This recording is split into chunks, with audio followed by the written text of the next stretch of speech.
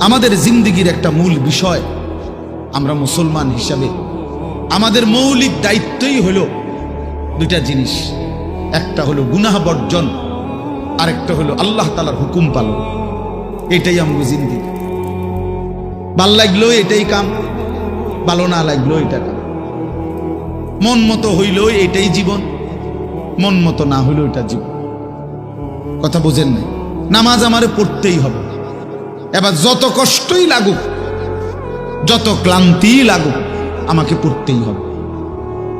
সুদ ঘুষ মিথ্যা হারাম রোজগার আমার ছাড়তেই হবে। এবার আমার সামনে বাকি সবাই লক্ষ কোটি টাকার, মিলিয়ন মিলিয়ন টাকার মালিক হয়ে যাক, কিন্তু আমার যেহেতু অনুমতি নাই, আমি এটা যাওয়া যাবে না।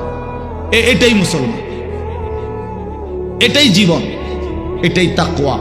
আল্লাহ তাআলা আমাদের কাছে এটাই চান, বান্দা গুনাহ বর্জন করো, আমার হুকুম পালন করো, বিনিময়ে আমি আল্লাহর কাছ থেকে অনন্তকালের জান্নাত বুঝে নাও। এটাকেই বলে তাকওয়া।